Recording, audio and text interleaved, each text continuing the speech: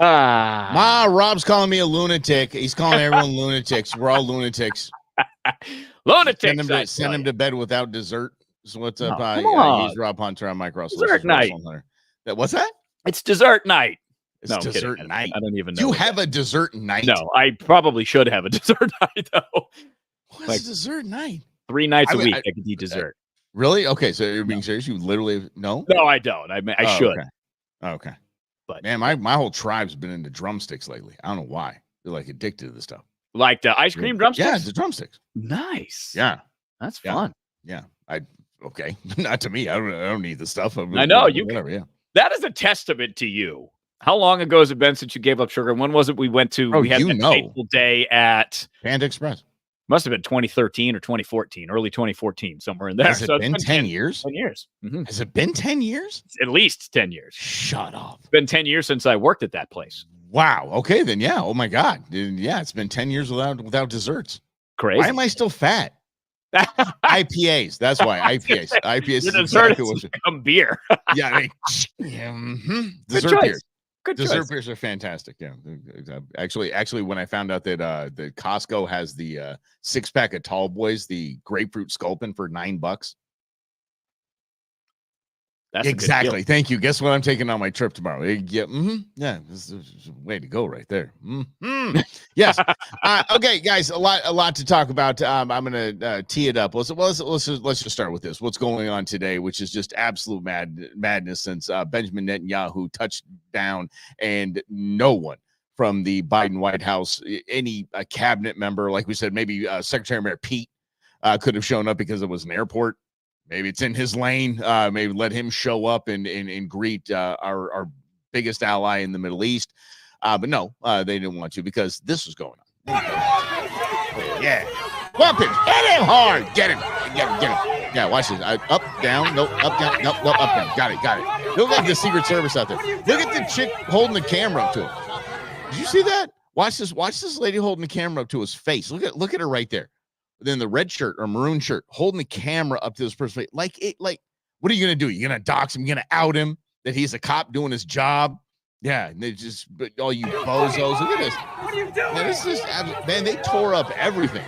They tore up everything in the last 2 days. Oh, yeah, there you go. Get him with the spray. Hit him with the spray. Yeah, look, if they come at you with stuff like that, and look at it, everyone's just filming. This is what protest has become. This is an embarrassment. And absolutely, I think, what did they write on the Liberty Bell, Freedom Bell, or whichever one of the bells they have down there? It said, what, Hamas is coming? Oh, great. Hey, you, by the way, you with the purple hair over there, you're going to be the first one they chuck off a building. But okay, Hamas is coming. Thanks for warning yourself. Well, and this is, I really do wonder, I hold up this all the time on the show, Mike, because how much of this impacts decision making, particularly for young people, because most of those people going out there writing Hamas on the sign, they're young people, and they're very misguided because of these things. And then when they're out there filming it, they want to be famous for being a part of it. So when you have this big group of people that shows up to DC to burn the American flag at Union Station, which Mike and I, when we were in DC in September 22, was it September 22 we went to DC? Yeah. We stayed right near where Union Station was. It was what, a block and a half away from where we stayed. And to see the burning of the American flag fueled by this, in my opinion, but also fueled by years of public school teaching kids that America sucks, that America's original sin is slavery and it needs to be redone. So much so that people think Hamas is a good option. Do you know anything about Hamas and how they control money? Because, again, I love this Palestinian free stuff. That's great. I wish the Palestinians were free. I want every human being on earth to have the same freedoms that we as Americans have. However, it's not America or Israel that is preventing the Palestinians from having this freedom. It's Hamas. They get all the money and they put it where they want. They control all the flow. They control the recruitment of people to be soldiers and kill themselves. All of this is just completely asinine, but it's completely real in America right now. Yes, and the complete blind eye that is being turned away from the all of the aid trucks with the Hamas dudes on top of it, armed, shooting people, running over if they try to get their aid. If they get it, they're completely controlling it and putting it in the schools and the churches and the hospitals where they're launching their bombs from. I mean, their missiles from. So it's just a complete ignoring of fact and what's really going on the ground out there. You just found a cause that you thought was cool, and you heard the word genocide and apartheid. Apartheid's my favorite part of the whole thing because they obviously do not know what apartheid means. You didn't grow up in the 80s and before that. We know what apartheid is. But they don't even know. Well, we've seen apartheid. Mm-hmm. They should at least, if they're gonna holler it, they should know what apartheid means. They should know the definition of two laws for two different types of people in your nation. That's what that means. Israel is nowhere near an apartheid state. Nowhere near. Everyone can hold office. Everybody. I think it's even 12% Christian. I think that was the last thing I saw. Was Israel is 12% Christian. Hold office. Do whatever they want to do. Vote. Everybody's got the same amount of. That's not apartheid. Just because your country neighboring doesn't have the same rights, that doesn't mean you have anything to do with it. But the kids want to get out and get some pepper spray in their face and never get a job. That's cool. I love it. That I actually ventured back onto LinkedIn because I kept getting all these emails of like people congratulating me for something. I'm like, what the hell did I do? I have no idea. Apparently LinkedIn, it's the thing to do. But it was really interesting to me seeing how many people have pro-Palestinian whatever, as I was just kind of browsing through the other day. And I'm like, you understand what you're doing. LinkedIn is supposed to be for, I don't know if it still is, but it used to be for kind of business professionals and in this kind of networking kind of thing. You're alienating yourself as much as is putting him, he, his, is, and they, them on your profile. But see, I think this is a big deal because it comes back to this two different Americas that we view and see and we perceive, because there is the one side that you just talked about, Mike, where why don't we just live? We don't need to identify our pronouns unless you want to be identified as something other than what you appear. Fine. But we do it. And for some people, that's legit and that's real. Just like for some people, this protest is real. But here's the funny thing about how news shapes riots and protests. Remember in 2016, I wish I had pulled this video. I didn't think about it till now. 2017, January 20th, 2017, Donald Trump gets inaugurated. I was in D.C. for that. I was there covering it. And I had a choice to make because there was word that there were rioters at, I don't know, some square in D.C. And it was at the same time Donald Trump was going to do that famous presidential walk where you get out of the limo, you wave to the people. And I decided to go cover the protest. And when I got there, you could smell tear gas still in the air. It was still there. They had just broken up a crowd. There were police over here. But meanwhile, there was a group of young men standing around a limousine. So once the cops were far enough away, a lot of those young people got on top of that limousine. They started smashing the windows, climbing on it, saying things, proclaiming things. And eventually they lit it on fire. Yeah, like it became, but it became like a defining moment of Trump's inauguration. Like there were riots. But when I look back and I think about how many people were there on the limo, may have been 15, may have been 20, may have been 7. It wasn't a lot of people. And this group too looks like a lot of people, but it's not a lot of people that are burning the flag, but it makes it seem like there's this massive, huge movement of pro-Hamas people in the United States. When I don't know the answer to that, because pro-Hamas, you're weird. I'm sorry. There's no redeeming qualities about Hamas. We love terrorism, apparently. Yeah. Yay. We're pro-terrorist. And I get being critical of Israel. I'm fine with that. It's a free country. It deserves to be criticized. Everything critical they do is not awesome. The same thing, right? Yeah.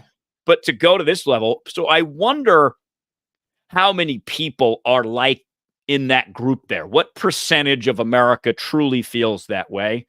And it's probably about the same amount that watch cable news, as you were talking about yesterday. Yeah, like we were talking about yesterday. So yeah, we got 1 million people in there. Wow, cool.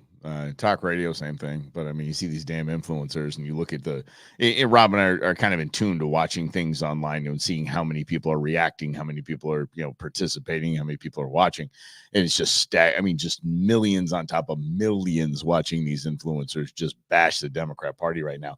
Okay, so real quick, Greg, just a little pause here. Happy 70th birthday, Sally. Sally. Good job, Sally out there in BC. What's up? Happy birthday to you. Hope you're getting your groove on, having some fun, maybe hitting the club. 70, you're never too old. Make it happen. Yeah. Anyway, it boils back to, you kind of look back to Occupy Wall Street, the kind of Occupy movement back in the day. And this kind of has the same thing with these encampments and all that. And by the way, Gavin Newsom has signed an executive order just get rid of them all. Get rid of all those homeless encampments. Get them all. I'm getting slammed for this. Yeah. Maybe that means it's going to be the VP nod. Although the 12th Amendment, you can't really have a president and vice president from the same state, apparently. I live in D.C. I'm moving. No, she lives somewhere else. I don't know. 1600 Pennsylvania Avenue. Oh, I'm sorry. Wait a second, Rob. Did you imply that the Democrats, including Kamala Harris, are going to actually follow the rules? Yeah, they would find a way around that. They make their own rules. They make up their own rules. Yeah, play their own game. We just do it our own way. Holy cow. This is I'm sure she is awesome, Greg. But this is different than the Occupy movement, because you saw those cameras in cops' faces. There's cameras showing them as well. This is all this is all in their digital imprint. This is all their social imprint, their social footprint, whatever you want to call it, digital legacy, however you want to define that, or however you want to phrase that, is these people are screwing themselves. Like, you could have been part of Occupy Wall Street. Rob could have been part of Occupy Wall Street. None of us would have known. None of us had any clue. Because we weren't posting everything. It wasn't a video of everything. There wasn't. Here, y'all, this is now who you are. And you quite literally are. And again, like Rob said, Israel can be criticized, as the United States, as any nation should be scrutinized and held to a high standard. But you are literally siding with a terrorist organization. Damn. Like, this is not going to bode well for you later. It just isn't. This you are making a life choice at this time. Well, and I think that I look at this as the way that information influences you. So let's just say you've come across pro-Hamas websites and tweets, and you start liking those tweets, or you start spending time reading those tweets. X's algorithm, Facebook's, Instagram's, whatever platform you're on, WhatsApp, whatever, they will continually give you that. So again, it shapes your vision of reality that isn't real. It's just real in your head. But to establish yourself on the pro-Hamas side, number one, what's America going to do about it? It's as if there's no problems left in America, as if all injustices in America, the same group of people were talking about those racial injustices like 2 years ago, saying those racial injustices are what makes America horrible. But now we're on to the Hamas thing. So forget about the injustices in America, which we're closer to home, which we have more ability to do something about, but we don't, young people take this idea, think that they're going to change the world by burning an American flag in Washington, D.C. and spray painting Hamas on a statue. That's the other part where this isn't really well thought out. It's just, I find that people are just ticked off all the time. And I think that that's part of the problem. And again, going back to this is a device that allows you to be ticked off all the time if you want. Yeah. And by the way, can I digress here, and we'll get back to this Hamas stuff and the 2-state solution and all that fun, good stuff. I want y'all to understand this. When you see somebody just tugging at your heartstrings, somebody's just broken down online. Somebody's just, this video of this woman just crying because she just found out that her husband was cheating on her, whatever it is. And it's meant to look at that. You can show comments. What? Sorry, can you really? Yeah, that's cool. So I just thought, how do you get them off? Do that. So there's no way. If you hover over the comment, it says show, and then you hover over it again, it says hide. What kind of wizardry is this? Look at that. Hello, Rhonda. Hey, sorry, Mike. What's happening? Yeah. No, that's dope. Okay, let's play that game too. I like this. That way that's good. I don't know if that's a new why you don't see. No, that's why you don't see me go like this. You see me go do one of these things. Like, where's your can't read it. Oh, Brendan wrote something big. This is a good one, and this is good too because Brendan, for example, is watching on YouTube, and he can't see the Facebook comments, and vice versa. So we'll put Brendan's comment up there, Mike, and go back to I Me would not say when you interrupting see and all then this stuff in all of the drama that's on social media and all the dramatic videos and people just losing it and crying like this, do you understand? You got to step back and go like this, because this before they hit the button that took them live or whatever they were on. They had to set up the tripod. They had to launch all this stuff like this. Boom, boom, boom, boom, boom. Get to make sure there's no shadow in it. Everything's good. And then hit record or go live. And so it's all fake. It's just all fake, y'all. I don't care who it is. It's all fake. And I think that goes to Brendan's point here, right? It's performative. We live in a performative, attention-seeking society where you constantly have to one-up each other, which, again, is part of our challenge here. When you don't fire the flames and fan the flames, rather, it's harder to gain attention on the algorithm, which is why we always ask you guys to share this out, because we're interested in having these types of conversations where we can break down and diagnose what's actually happening behind this fuel, even though it looks ridiculous and really stupid to be pro-Hamas. Well, people are that. But are they that because they're performing? Because certainly Brendan's comment is right. Anyone who understands anything about Hamas would not think of themselves as a freedom-based organization. They are the exact opposite of that. They will send weak people to go blow themselves up to kill a couple of Jewish people. That's that type of organization. They control all the money so that they get to determine who gets fed and who doesn't. It's the exact opposite of freedom. But I don't know that these kids, as young and dumb as they are, apparently, are interested in freedom. Because they don't have to. They don't have to study anymore. They don't have to realize. If you ask any of these slappies, any one of them, why is there a battle between Hamas and Israel right now? What's the Palestinian-Israeli beef? I forget Hamas. I mean Palestinian. What's the Palestinian or Israeli beef? They won't know.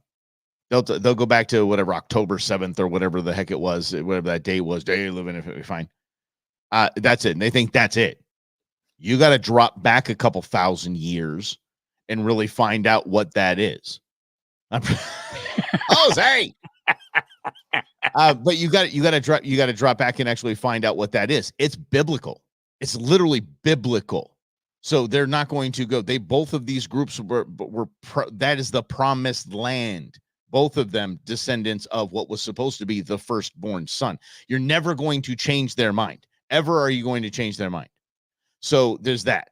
Then I don't give old Slick Willie. I don't give him any much credit, but then there's Bill Clinton. There's what I did with Israel and Palestine. He offered him basically a two-state solution. Guys, here's all of Gaza is yours. We're going to build you a port, not a Joe Biden kind of port, like one that's actually going to stick and stay. It's going to be stable, and you're going to have commerce, and you're going to be able to do this. We got you hooked up. We're going to give aid. We're going to support you. We're going to be a trading partner with you.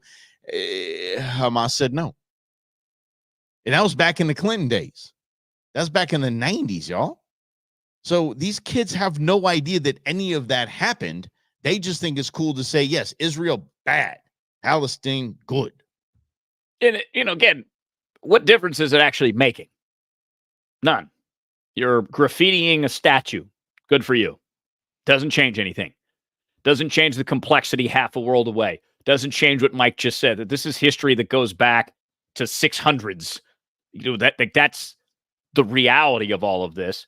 And the reactions showcase this. And like, for me, just to bring this back up, I don't trust experts anymore about anything, because the experts have done a great job of systematizing their expertise so that you look to them and go, wow, that person's really studious and have advanced degrees, and they've been doing this a long time. But that doesn't mean they know the right answers. Yeah, exactly. That doesn't mean they know the right answers. Yeah. Like, what am I an expert at ultimately? Me. That's it. That's what I'm an expert at. I know how to do radio shows. I know how to gather information, take difficult topics, make them simple to understand, because that's what I've done my entire life. But I can't sit here and claim to you that I'm an expert on Israeli-Palestinian relations. I could tell you a little bit about the Palestinian Liberation Organization, even going back to the 70s, 80s, and 90s, and how Hamas and the PLO Don't really like them. And to answer Lynn's question here, what I know about the PLO is no, they're basically inconsequential now because Hamas has gone in and taken control of that. But here's where it gets really stupid. Again, the expertise. Because here's crazy thing. Benjamin Netanyahu, who is the prime minister of Israel, he allowed money to be funneled through Qatar to Hamas because Bibi was thinking, oh, Hamas, they're not going to attack us like the way they did on October 7th. So again, the expertise, the deeper you get into it, the more muddled it gets. Because if you're thinking, oh, Benjamin Netanyahu, he is the guy from Israel that always stands up against terrorism, yet he let a terrorist organization receive money through Qatar to pay for need in the Palestinian occupied territories or whatever they're called technically. Yeah, we give pallets of cash to Iran and free up $6 billion for them for 5 terrorists to be released. Yeah, great job. And now they almost have a nuclear weapon. Yeah, like and what, by the what way, did Blinken say? A week or two away from being able to use fissure. Not or true whatever. at all. That's like saying that people that voted for Trump are the biggest national security threat we have. It's just absolutely stupid. Go back to hummus here. You are wrong, Brendan. You are wrong in every single way. Hummus is garbage.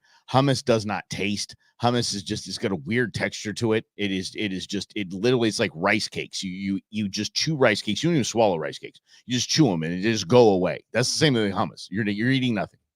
You're eating nothing. Yeah, I'm telling you. Man. Pita Jungle, Hummus they have is nasty. like a try hummus. You got regular hummus, red pepper hummus, and then you got some like, I don't know, jalapeno hummus. Oh, and all of it tastes like nothing. No, you put the pita bread on it, you put a little tomato on it. And then you put pita bread on it. That and sourdough, the worst of the breads. No. Pita tastes like tastes like an insole of a shoe. That's what pita tastes like. It tastes like you're eating a gunny sack. That's exactly what it tastes like. Yeah, I know. Let's answer this question. I don't know the answer, Lynn, but it's a lot. How much money does Israel get from the USA? A lot of money. They're not a terrorist organization. They don't fund terror. They don't take our money and support and fund terror. That's kind of the big. And by the way, they're our number one ally in the Middle East. They're the United States of the Middle East. So yes, we give them as much as we can. We give them as many missiles as the Iron Dome could possibly use. And that is one of the coolest pieces of defense ever. The Iron Dome's sick. I'll watch. America's going to build one now. I think Trump said that. We're going to build our own Iron Dome. Iron Dome. Star Wars is what what Reagan called it. We're going to actually do it. We're going to do it. It's going to come out of the eyes of the men of Mount Rushmore. It's going to be the most beautiful weapon system you've ever seen in your life. Could you imagine coming in? That's where they launch everything from the eyes of the presidents of Mount Rushmore. I'll only do it if you put my face up there. You can replace Lincoln. Put me. It's fine. Oh my gosh. All right. Let's all right. Now we're getting ridiculous, Jose. Jose, if I could slap you, I would. How dare you even suggest that? But see, here we go. Boom. Yeah. Pita Jungle chicken hummus plate. You guys, okay, bye. Okay. The good stuff right there. See, Brendan knows.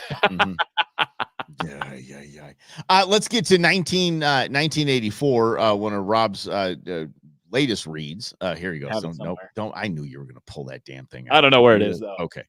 See, okay, good. Well, no, we're fine. It's not accessible.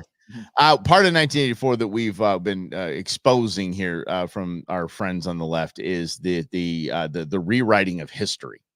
And I think, Rob, if you remember from 1984, it was the chocolate rations where they said no. You've always gotten this amount when they decided to change the amount. This is what we're seeing right before our eyes with Kamala Harris, and Kamala Harris was never the border czar. Apparently, before Joe Biden stepped down, she was the border czar. But now, all the talking heads, all the media is now saying, no. You guys had that all wrong. Here we go. Border czar. That's right. Vice President Harris was not a border czar. Meantime, Vice President and border czar Kamala Harris facing some backlash. What he said about Harris and immigration was not true. She was never appointed border czar. And this will be her first visit to the U.S.-Mexico border region since she was appointed as the border czar by President Biden. People are going to have to counter the misinformation. You already hear folks talking about the border czar. She wasn't the border czar. President Biden tapped Kamala Harris, Vice President Kamala Harris, to be the border czar. Now, she wasn't the border czar. That's what Republicans Republicans labeled her. They were very critical of Kamala Harris, especially in her role as border czar. Now what she's up against is folks lying about her border record, calling her a border czar. Kamala Harris, who was appointed as the border czar. The Biden team didn't declare her the border czar. They wanted her to work on kind of the root causes of immigration. There has been so much criticism against Kamala Harris. You know, she was the border czar. Calling her sort of the border czar, which wasn't necessarily the case. So the border, if they weren't planning to address it in a major way. Okay, it just goes on and on. Obviously, you see it before and after. So this is just like 1984. No. She was never the border czar. We all called her the border czar, but she was never the border czar. So this is a basically a weakness in the defense of Kamala Harris is being exposed here as she tethers her record. As she said, she'll put her record up against Donald Trump's any day of the week. That was part of her little speech. Come on. Okay. If she's hitching her wagon to the Biden record like this, she's in trouble. And so the media steps up and said, okay, her biggest weakness is going to be she was the border czar. We have to tell we the people, we have to tell the public that she was never a border czar. So she can't have that failed border policy put on her. Well, think about where the media is coming from. The media is coming from a position they love Kamala's story. They love her background, and they really don't like Donald Trump. So is this surprise anybody? My favorite one was Axios. I actually like the website Axios because I like the way they write news. It's quick, it's bullet point, gets you right into it. Mm-hmm.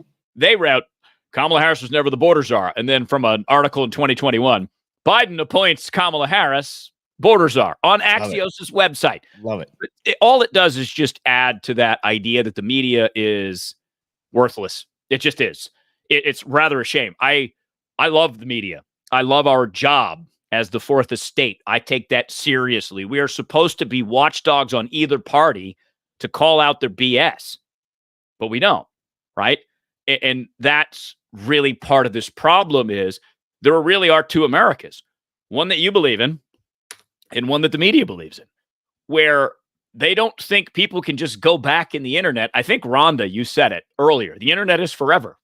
All you have to do is a quick Google search, a quick search on X, and you will find border czar clips. And the media is they have their head so far up their butt, they can't come out and just acknowledge, yeah, you know what?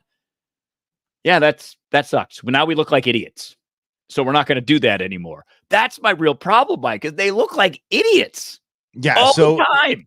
The funny thing is, going back to the internet is forever. Forget that. C-SPAN. C-SPAN goes way back before the internet. C-SPAN has everybody saying everything. You cannot walk away from the data lake that is C-SPAN and every word that any of these bozo slappies have ever said. And it's always going to come back and bite you. So what I wanted to point out and just that was interesting to me is that we the people do see that. Even we the people that vote left. Even we, the people that are vote Democrats, even we, the people that would sit down with MSNBC, see that Kamala Harris is in on this, basically ousting of Biden or hiding his decline in mental faculties. Blame for President Biden being in office in this condition. Who deserves the blame? His close staff. They work with him every day. So I think that's what. Okay, Rob, point it out real quick. Go ahead, bud. Why is they still sitting with COVID protocols? They're like 15 feet apart. What are you doing? It's the dumbest thing ever. So stupid. It looks stupid. You're in folding chairs. It looks amateur. What is that train behind you? That's cool, but seriously. Yeah, come on, MSNBC. Get it together. Train is pretty rad. Yeah. Also makes me nervous about the Vice President Harris. Yeah. Talk about that a bit. So, yes, she's going to be in it, but she also helped keep him in where he's at right now. And if he really is as bad as what they've been saying, I think if he steps down as president and she steps into the presidency before the end of his term, it almost makes me question a little bit more why it didn't happen sooner. She's worked with him. She's been, to my understanding, with him daily, or at least a couple of days a week. Why hasn't this been brought to attention? If she's willing to hide that type of information, once she's in office, now what she's willing to hide for herself. Her entire career and how she ascended to power. That's exactly what she's willing to hide, and she's trying her very, very, very best to hide. But the thing I wanted to illustrate there is that this is not being. We played David Portnoy yesterday. it's not being hidden anymore. It's plain sight. This was a complete. They knew they could not get Kamala to get one delegate or one vote, so they had to get Joe all the way through, knowing that he could not do it on his own. Propped him up, let him only work 3-4 hours a day to get to this point when the primary's over, and then just pop their person in there. This is the third time they've done it. Why would we be surprised? Okay, so I'm going to talk strategy here because this election is going to be determined by strategy and tactics. I believe it's going to be close. I believe it is going to be the equivalent of a political street fight. So those voters there that you just saw on MSNBC are swing voters. Those are ultimately the voters that matter. There are a very small percentage of people who still haven't made up their mind on who they're going to vote for. Those voters in Wisconsin, in Michigan, Pennsylvania, Arizona, Georgia, maybe North Carolina, maybe Virginia, maybe Nevada are what's going to matter. So with those concerns, if I'm the Trump campaign, that's what I'm talking about. I am off of this DEI nonsense because that's going to get you nowhere. But what's going to get you somewhere is a lack of trust that the Biden administration has created because they hit a president, and that includes the vice president of the United States. That the vice president of the United States for 3.5 years, almost 4, has not been honest with you. I attacked him on the economy, even though the numbers came out yesterday, some type of GDP growth of 2.8% and jobs and whatever. I'm like, great, those numbers are fantastic. But let's look at the real numbers. In Phoenix, Arizona, it takes you 26% more money to buy the same amount of stuff it did 4 years ago. 26%, that's a quarter. So if you finally made $100,000 a year in 2023, as opposed to 2019, it's basically the equivalent of being worth $74,000. I did the same thing. Have you seen this going around? The guy that hit from 2 years ago hits his buy again on his cart, whatever. That I did that. I did on my Fry's account. Wasn't as dramatic, but it was still shocking at the same time. I'm like, oh my good Lord. Well, I've changed buying decisions because of prices. Yeah, I probably have to get a new AC unit in my house because we have one of those outside inside units. The furnace part is inside. That's leaking. It's 11 years old. So now I got to replace the whole thing. I can't even imagine. The guy's coming over today. Tell us what the damage is going to be. But to go back to the Trump thing, I stick to these 3 issues: the trust, the real economy, and then the border. And I just highlight the media. I just highlight it and say, look, Kamala was no doubt. Even take Biden's announcement. Play it. Biden appoints Kamala to oversee the border. Here's what she oversaw. There are 12 million people that have come into this country. They did it in a tricky legal way to fool you through the asylum system to try to hide the problem. That goes back to a lack of trust, because what those voters tell me and what you're saying about Dave Portnoy, the guy from Barstool Sports, about Jake Paul, the boxer. I saw you playing that yesterday, Mike, his endorsement of Trump. There is a massive lack of trust in the Democrats right now, unless you're a Democrat, because of the way that they've orchestrated Kamala being it without getting one vote. I think say that last part again. Say that last part. I didn't hear it. What do you mean, unless you're a Democrat? Democrats don't care. They don't care that their party has abandoned the primary system. I think they care. I think these people. Okay, well, obviously not all of them will agree that the sun's coming up tomorrow. I understand that, but you look at the people that we are just talking about. Those are they're MSNBC people, for the love of grief. But they are understanding that. But they are understanding that they've been they've been hosed again. Well, nobody wants Kamala as a leader. No Democrat. That's exactly my point. You lean on the actual facts, the lack of trust, hiding Biden, the real economy with inflation, the border. Those are your issues. Stay away from DEI. Stay away from calling her names like Laughing Kamala, Cackling Kamala, whatever. The way you beat her is you convince those swing voters you can't trust them. Because if they did this to you for 4 years, what are they going to do over the next 4? What are they going to hide from you? What are they not going to tell you? That, I think, is a winning argument for voters in Wisconsin. Whereas if Trump wins Wisconsin and Pennsylvania, Democrats can't win. Kamala cannot win without those 2 states. But Kamala, I'm okay. We had a lot of real estate, a lot of time real estate between now and in November. So I don't think it's going to be as close as one might think it'll be, but I think it's still I think it's still going to be Trump. But I mean, we'll see what happens with this whole convention and what a S show that's going to be. People are going to be protesting out there. Do you think these these pro-Palestinian folks aren't going to be out in front of the DNC? It's going to be absolute chaos. It's going to be fantastic. It's going to be and that'll be a part of it too. But Kamala gave that speech the other day. Whole different Kamala. No, sure. Kamala came with the energy. She didn't stumble. She followed the teleprompter. She followed the arguments. She actually, I think, again, looking strategy-wise, is a good case because the one thing Trump is not doing anything about is his likability. And all he has to do, in my opinion, is shift over. Are you going to talk about the golf stuff now? Hell yeah. I think that stuff's boring. I don't care. I don't care. I would say, hey, look at the views, look at the engagement, look how far and wide that spread. That was probably one of the best campaign moves of his team. This entire thing. You got the number 9 golfer in the world that comes up in one of the most relatable, fun golfers you're gonna know. This guy's got personality. He's got pull. He's got following. He's got everything going for him. Again, influencing in his sport. And who is he influencing, by the way? Those that watch golf. Those are the voters we need back in the Republican Party, and that we lost, especially the female vote in that demo. So that and how far each of those clips, I mean, there's 18 holes of it that are just going everywhere in a bazillion different directions. I think, boring or not, it showed Trump as a real human being, that everybody that they're trying to reach, the people that vote, sure as hell like a dude that golfs and is humble and cool and pretty damn good at it. Did you see the swing? Those are the ugliest damn swings I've ever seen. His putt. This putt is I don't know how he can putt like stance. That. It's like almost but he smacks the ball. Exactly. He like spanks it. Yeah, he doesn't. It's not smooth. Who's a good boss smack? Who's your daddy ball? And he said, so he hits the thing, and it almost has backspin. I'm like, how did that thing not go into the sand trap on the side of the green? This is amazing. But I just think it reached who it needed to reach, and it reached in a big way.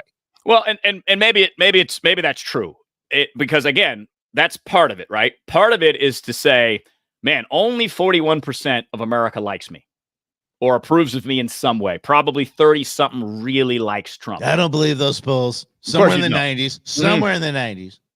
That shift has to be, because again, he had a real big opportunity at the RNC speech, and I think he missed an opportunity there to do that. I think the rest of the clan that was there built him up to be that, because the challenge is when you get in front of a microphone and you're not being yourself and you're being this, Trump that we see all the time. There is another Trump that everyone who knows Trump talks about all the time, that he's engaging, he listens, he asks questions. He cares. Yeah, there is that part of Trump that for him to win needs to come out, but it needs to come out fully, which is, again, why if I am Donald Trump's campaign team, I am advising him to just smash Kamala on her record, on putting black people in jail for marijuana possession, on highlighting the Minnesota Freedom Fund, which let out a murderer, on her border czarness, on her economy, on her performance as vice president. I stay away from all the personality, and I just say, look, Kamala's got a great story, no doubt, but let's look at her record. Let's look at how she'll lead America. Look at that. More than that, that's just a national security risk. You imagine our enemies looking at that going, oh my good Lord, they had Biden, now they're going to put her up there. That'd be fantastic if you're a leader of our enemies. But going back to Rob's point, though, Rob's point about the genuine aspect of giving any kind of speech or being in front of any camera. We learned that back in the McCain debacle. Him and Hillary, the two worst presidential campaigns ever run in the history of ever. Dukakis ran a better campaign. When John McCain was told to be whoever he was on a teleprompter and on the campaign trail, no one liked him. No one liked the dude. And then there was some, I think it was the White House Correspondents' Dinner or something like that, when he just got up there and cut loose, and everybody's like, oh, this is about 6 months late. Where the hell has this guy been? This is the guy everybody knows. This is the guy everybody would vote for had this been his entire campaign. So I do agree with Rob on that point that Trump, but at the same time though, it's hard though, especially when we deal with Trump. Trump is unique. He's an anomaly. So but Donald Trump has not changed. You look back at interviews of him back in when Oprah was interviewing him or whatever it was. He's same dude. Dude didn't change. Same guy. Yeah, well, and that's part of the challenge. It's because it's so much of him, right? It's not as much now, but you have to think of there's another challenge here. If you think about Obama, nobody who knew who Barack Obama was until 2004, John Kerry's convention, he came out and nailed a speech. There's not a red state America, not a blue state America. There's the United States of America. So he came across like he was going to appeal to the entire country. A man of the people. It's me. But it was all by design, right? But get this, 4 years later, he's the president.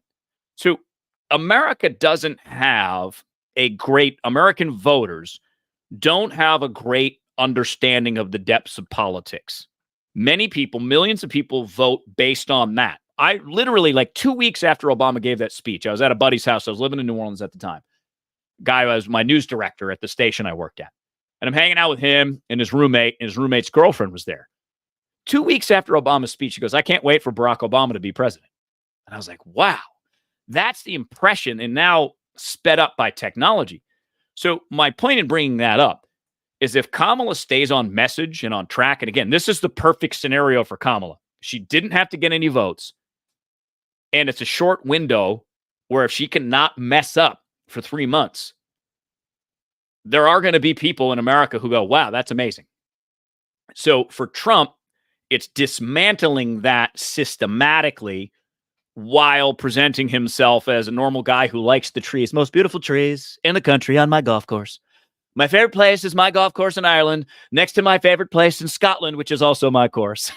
I just got ticked off when on the par 4 when Trump, like every one of us at 225-yard par 4, we'd bust out like 3 wood probably at the lowest, and DeChambeau gets up there with a freaking 7-iron. Yeah, so, shut up, ass. Just go away. Go ahead. Now you're not relatable. Yeah, exactly. Here was a lob wedge for 200. Just going to drop it like a lawn dart. I love strategy, political contests. I love presidential strategy because as you guys know that have watched, it's Greg and Rhonda and Brendan, Jose. I probably am not voting for either one. I'm probably going to vote for maybe RFK, maybe not, maybe somebody else. I don't know. Maybe I'll write Mike Russell in. So I don't have a dog in the fight. So I look at it just from a simple strategy standpoint. And I could show you other books that I've read about presidential campaigns and strategies and all these things. It fascinates me for some reason. And I don't want to get overconfident either side because I do think the country is very close. And I think it's going to matter, right? But your Mike is right. Those little things. Yeah, the golf. Those little things that they're going to put out will matter.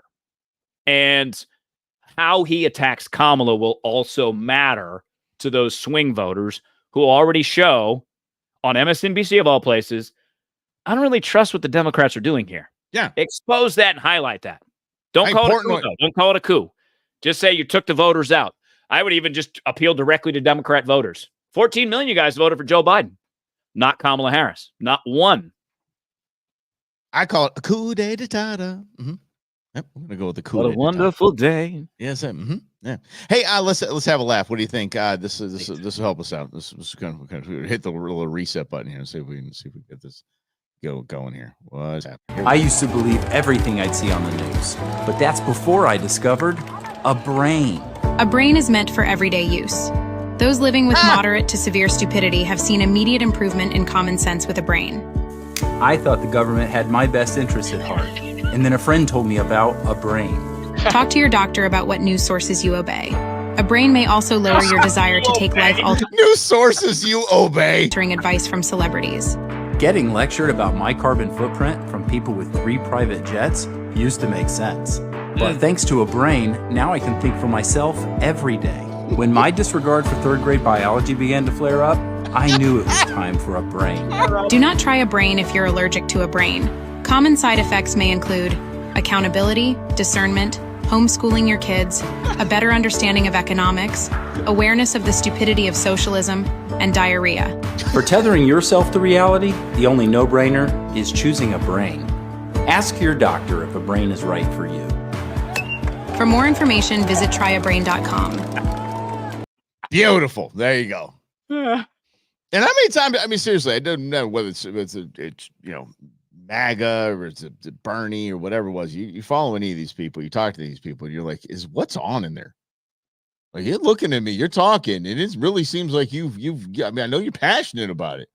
Well, what's coming out of your mouth just doesn't make any sense. Like, there's no brain that's focusing those sounds into words. No. And I think that was a huge realization for me. I've had several of them in my life. I've talked about Hurricane Katrina before. I was there. I was broadcasting live. And then the levees broke. There was water everywhere. Like, my radio station was like right outside the city of New Orleans, a couple miles outside. But we went up on our roof, and all you could see was water. And we're like, wow, how are we going to get out of here? National Guard ain't going to come get us. The federal government ain't going to come get us. The state of Louisiana is not going to come get us. The city of New Orleans isn't going to come get us. So we had to get out ourselves. And there were thousands of people stranded. So what the city did in Katrina, the people that couldn't get out because several people don't have cars, they don't have places to go, they don't have money for hotels, they put them in the Superdome in the convention center and said, good luck. They left them there. Again, nobody was thinking the worst case scenario, but the worst case scenario happened. So you had thousands of people stranded that the government couldn't get to for a couple of days. That at 25 or 27 years old was a huge slap in the face for me that when it hits the fan, guess what? You're on your own. You have to problem solve. You have to figure it out. And even like moving out of New Orleans, I couldn't just call up my congressman and be like, hey, can you move all my stuff for me? No, I had to find a rental car somewhere in middle of nowhere, Alabama. They had a bunch of school buses that were doing nothing with. Yeah. Absolutely. Well, and they had all these grandiose plans, and every level of government failed. So to go to that point, a brain, which is what Mike and I brought you during the pandemic when not many other media organizations did. We said, you have a brain. Here are the risk categories. Take this pill and actually use your brain because nobody's coming to save you. I forgot about when we were told, and Robbie, I don't know if you remember this. We were told the Chocolate City. Yeah, that's right. It is. New Orleans will be chocolate once again. See Ray Nagin now in jail. He might be out by now. School bus Nagin. Come on, man. You got to give him school bus Nagin. By the way, I was sniffing around Ray Nagin when I was a young talk show host. There was a parking meter arrangement that they had, which one of Nagin's buddies got. So I call up his office. I didn't really harass them, but I got his chief of staff on, who was very smooth, by the way. One of my favorite interviews I ever did. Charles Rice was the guy's name. And then a couple weeks later, I went to an event. Nagin was there. And I went to shake his hand, and he looked at me, shook my hand, looked immediately away, and started talking to somebody else. I'm like, whoa, I'm sniffing on to you, boy. Yeah. So good. So good. Oh, and going back to the 1984 thing, we're just erasing everything. Did you see not only Axios, did you see that, what is it? Was it Politicheck? What was it? Track. Hold on. I have it right here. GovTrack that rated Kamala Harris as the most progressive senator, as the most progressive senator out of 100. They've deleted that yesterday. Oops. Gone. Oopsie. Didn't happen. Never said that. Nope. What did they do? Vaccine changed twice. Yeah, the definition of it. They just erased it and changed it before you knew it. There was no panels. There was no public notification. Just like you looked up vaccine. All of a sudden, no, it doesn't. Vaccines don't prevent anything. What are you talking about? Huh? What were those? Oh, the FEMA trailers. You want to know where those FEMA trailers went for after all the relief was done and people stopped caring about it anymore, because that's what we did. We gave our $100 and it went away. They were selling those things for like $8,000 to $9,000. Those FEMA trailers. There are more FEMA trailers as ground blinds in the Midwest for hunting than you could ever imagine. Like, everybody decided they're going to go get one and put it right by a food plot, and that's their like kind of hangout hunting blind. It's fantastic. Yeah, Beautiful idea. Beautiful idea. Absolutely is. So, that's people being innovative and creative, not the government. So no, who has your better answers? Your neighbors and your friends, as opposed to your politician. And Rhonda, they didn't change the definition of woman. They still can't define it. They didn't change. They erased it.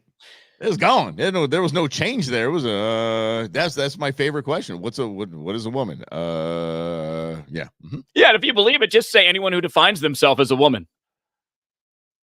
If that's what you believe, just say it. Well, that's their definition, but that doesn't define woman. No, but I mean, because you're using the definition, you're using the word when you're trying to define the word. That's against the rules. Yeah, but I mean, at least say something rather than go. Okay, here's the deal. Let's get done before I take off on vacation here. So the Olympics are going to happen. The Olympics. After all of this, through this, remember, give them sport and they will not revolt, right? This is just the right time for the unity to come. We love America. Woo, America, cheer on America. Okay. Is anyone excited about the Olympics? Rob, are you excited? Is there anything about the Summer Olympics that fires you up? I'm excited. Cross country runner. I'm gonna mute I do like track. I do like sprints and track and all that, but I probably won't watch because whatever. Yeah, you will. I do love the fact that Paris, France. Paris is a great city, by the way. I just went for the first time in November, whatever. They spent €1.5 billion to clean up the Seine River, whatever. Oh, it is. yeah. This is my People favorite. could swim in it, and it's not clean. Nope. No, you know why? Do you know why? No. Because they set up a schedule for everybody to defecate and pee in it along the river route. I'm not lying. That really happened. Yeah. Ew. Yeah. That's what. Lynn, you're a gold medalist in our book. You're a gold medalist, baby. Who's a gold medalist? Lynn, our buddy. Oh, Lynn. yeah. Go for it. Yeah. All about that. Straight gold medal for you. But let me actually, I'll actually show you guys real quickly here. Something that was in the how the flame goes, that people run the flame, and it's a big honor to take the Olympic flame from one spot to the next. This is kind of cool. The guy walking with the flame at this point is a quadriplegic. Look at this. That might be one of the coolest damn things I've ever seen in my life. I mean, I think Rob said in show prep, he says, look at RoboCop. But yeah, the guy's controlling it with his right hand. He's got a little remote there. He's just like, look at me, man. I can walk. Y'all, we're going to be just fine if we figure this out and we don't freaking kill each other first. I mean, we're figuring some things out. That's pretty rad. I mean, I would, could you imagine, dude, they're pushing his wheelchair along the side there. Oh, cool. And then he's just walking. He's out, Look at his face, though. Look at the big smile, the joy on his face. Yeah. Absolutely. I mean, it's just good. Rob, I think you are going to, I think you're going to watch some of the Olympics. Now I'm excited about the archery. I don't even know how to watch it. Like, what do I? And then is it on the Peacock app? Is it on? I don't have cable. I don't know what to do.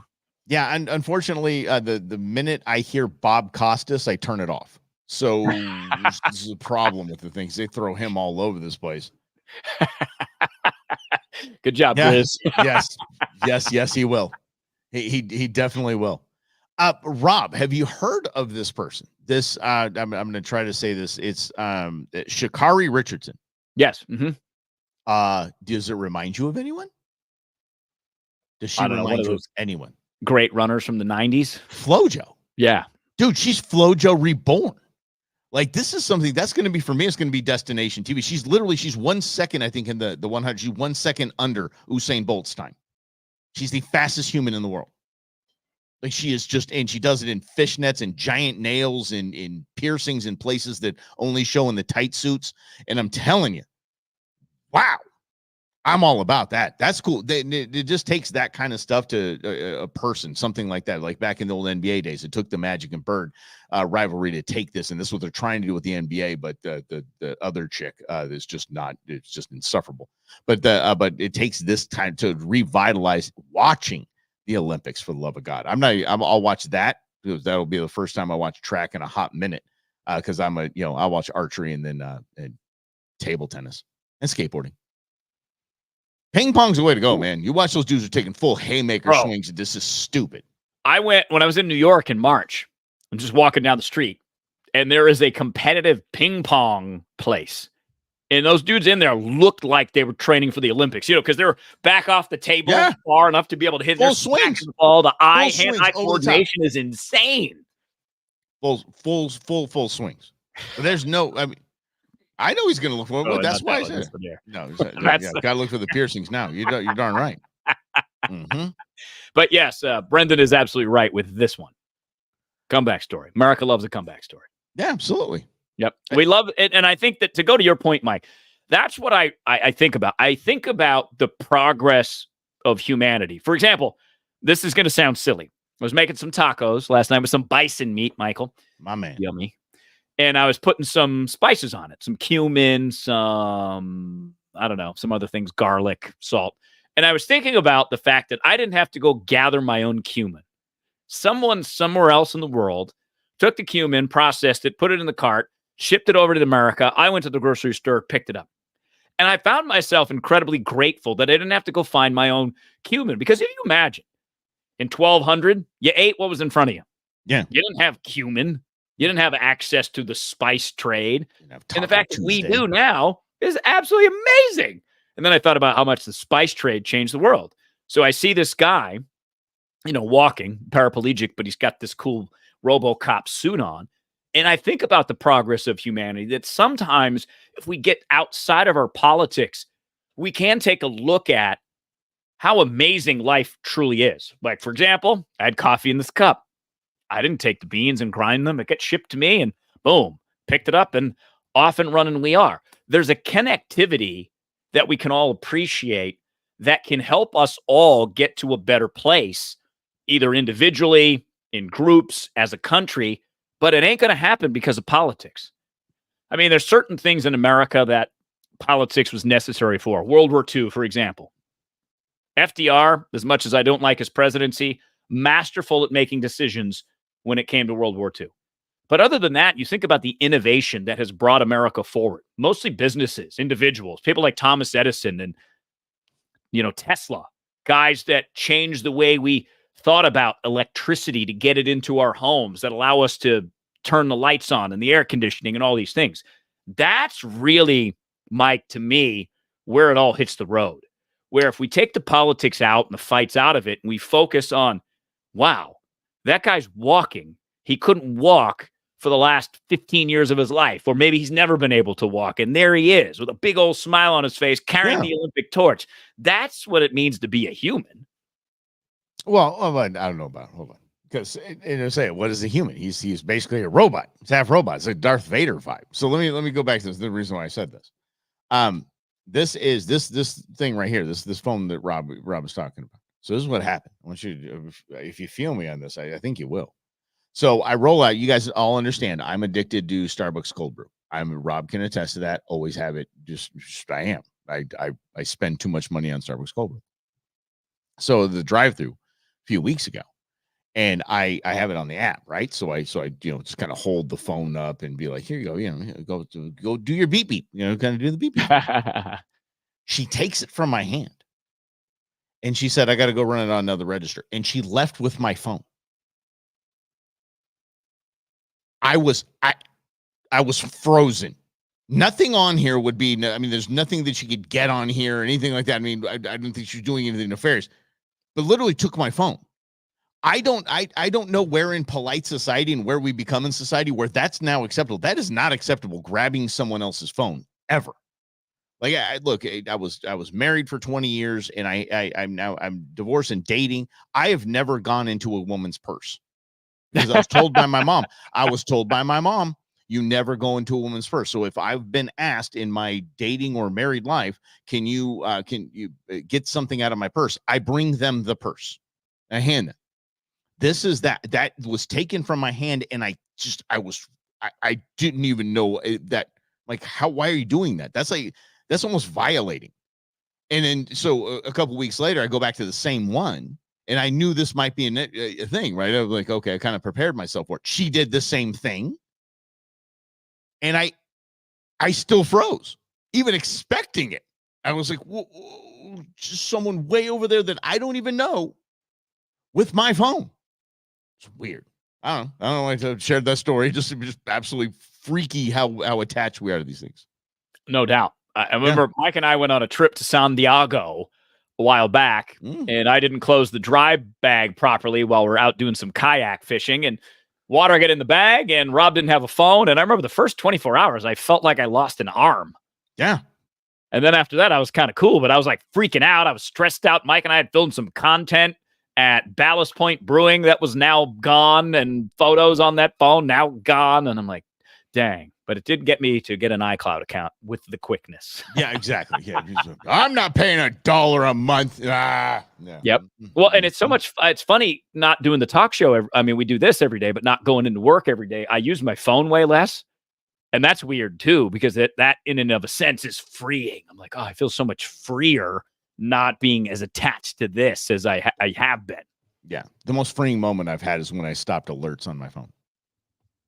That's a big I have moment. no alerts on my That's phone. a big win right there. I go if I want information, I go look for information. I don't need somebody to feed me all day what they want me to know. Yeah. Exactly. That's it. Yeah, that's it.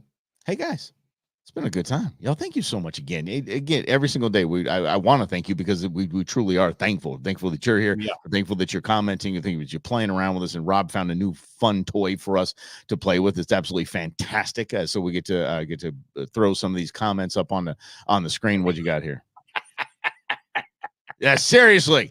Yes, these damn alerts. Some alerts are good. Some alerts you want. You got to customize, right? Well, go into that, Chris. That's why I canceled them. I was like, I don't want an alert from me. Oh my Thank you, gosh, Greg. Thank you, thank you all. Share it out, like it, guys. Do your thing. And Robbie's got you tomorrow. I'm heading out to the Grand Canyon. Going to do some river rafting down there. So we'll see you guys. I'll see you on Monday. Rob will be back here at noon right here on Russell and Hunter. Have a great afternoon, everybody. Thank you so much for playing.